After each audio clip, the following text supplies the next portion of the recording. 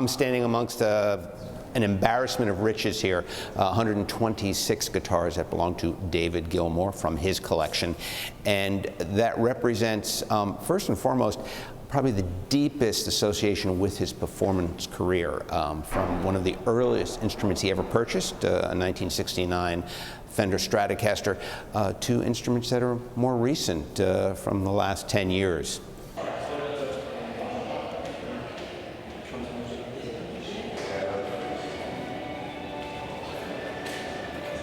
The values, pre-sale estimates range anywhere between $300 to $150,000. And there are three instruments that carry the highest estimates. It is the Black Strat, estimated at $100,000 to $150,000. It is an extremely rare Gretsch White Penguin, again estimated at $100,000 to $150,000. And it's the White Strat, the 0001, which also carries an estimate of $100,000 to $150,000. And those are sort of the great jewels of the sale.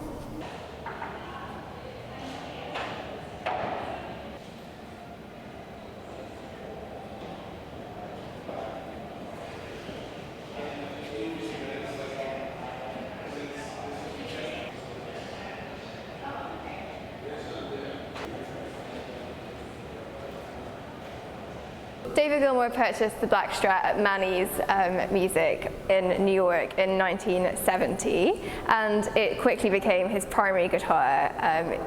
It was instrumental in the recording of Dark Side of the Moon, Pink Floyd's masterpiece album. And for the follow-up albums, Wish You Were Here, Animals, and The Wall, which really are the sort of four cornerstones of the classic era Pink Floyd.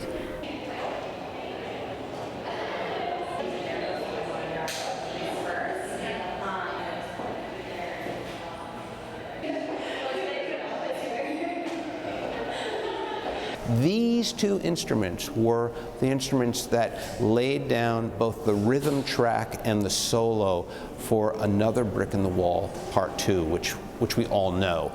He used the Stratocaster to lay down this terrific rhythm, almost like Jimmy Nolan and James Brown's guitarist. And then on top of that, he played the lead solo on the Les Paul, which gives it this sort of wonderful, rich timbre.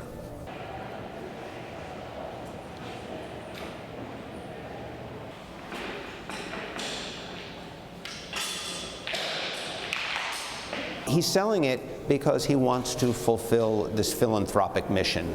He's a great believer in giving away these riches, and he wants to help out both world hunger and homelessness. Those are two very deep passions for him.